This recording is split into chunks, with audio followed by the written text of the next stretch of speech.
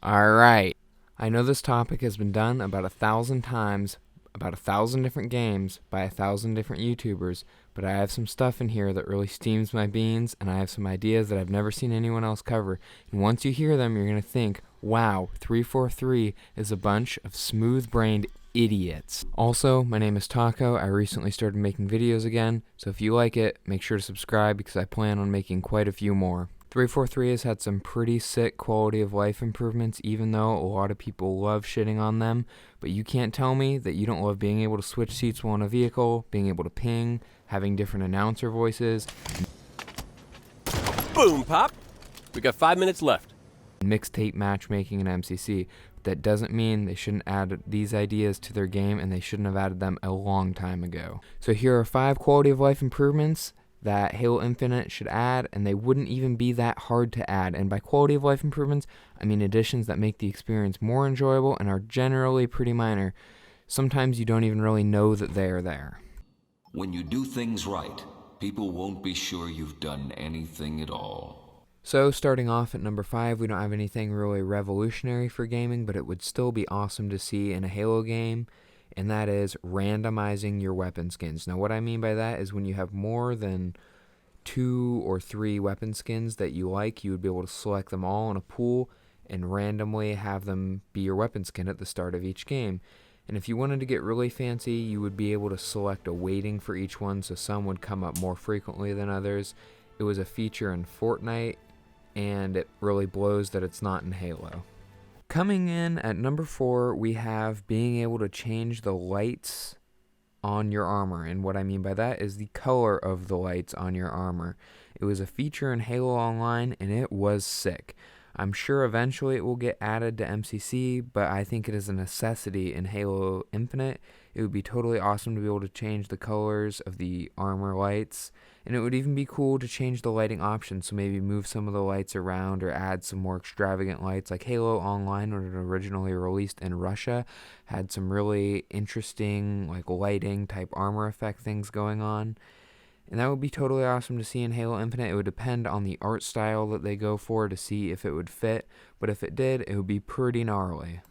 Cruising in at number 3, we have probably my favorite thing on this list. Maybe it should be number 1, but that is being able to change HUD Elements. So that is the way that your HUD looks, your visor, from your point of view in the game, your heads-up display. In Halo 5's campaign, depending on which Spartan you played from Fireteam Osiris or Blue Team, your HUD design and color would be very different. And in multiplayer, this would be my favorite thing to customize, mostly because you would actually be able to see it. If they had different unlockable variations of visors from the campaigns, or maybe some sort of legacy visors, that would be awesome. I would love to see being able to change the color, the design, and maybe if they wanted to get super fancy, being able to change where some HUD elements are. So if you wanted to see your shields at the bottom of your screen and the radar in the top middle, you would have that sort of option. Number 2 is something I could see being a little bit more controversial in multiplayer, but it would at least be nice to have in custom games, and that is being able to phase through your teammates. For custom games, it would be interesting, and in some multiplayer, I could see it, but in ranked, I don't think it would really fit.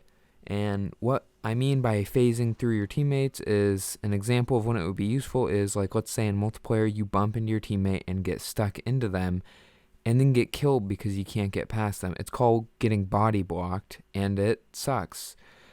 If they added something similar to Halo Wars 2, where your troops could kind of phase through each other, but this time in a first-person game, it would be really useful, and it could be useful for creating some custom games, if not just useful for not getting body blocked. Let me know what you think about that one in the comments. I'm interested to see what people think about that one, because I could see people hating it, but I could also see people thinking it's really useful, so I want to know. That brings us to number 1. In my opinion, the most needed Halo feature of all time. Halo has freaking needed this forever. This one has cost me games, and it has irritated me to no end. It's something I call pickup priority. And what I mean by pickup priority is, for example, when, let's say, the enemy flag in Capture the Flag is in your base just inches away from being put in and scoring the W, you slide into your base, all slick and smooth, slam down the X button to pick up the flag, but instead of picking up the flag and scoring the winning point, you accidentally pick up a plasma pistol off the ground that has relatively no ammo in it, and then get killed by an entire team of 4 enemies and lose the game. That doesn't happen every time, but it has happened once or twice to me, and that was enough. So what I propose is the system called Pickup Priority, and that is a weighting system that would be able to weight certain objects that need to be picked up over others. So for example, like the most prioritized item would be the objective, next would be power weapons, and then regular weapons. It should also know what guns need to be reloaded and what guns are better than others. This system wouldn't make it impossible to pick up the plasma pistol in that situation. It would just make sure that the flag is weighted higher. So instead of it being, well, a 50-50, it would make it, let's say, a 60-40 or a 75-25. I know people are going to say, well, it depends on what one you're looking at, and I'm going to respond with, well, it doesn't entirely, and Halo's kind of a game where you have to be doing other stuff while you're picking up the flag, like shooting an enemy or repositioning or getting ready for a spawn. Well, that was my list of 5 things that I think could make Halo in the future better. Thanks for watching my video. I tried to make it a little bit better than the last one. Let me know what you think. Make sure to sub for more videos, and until next time, peace.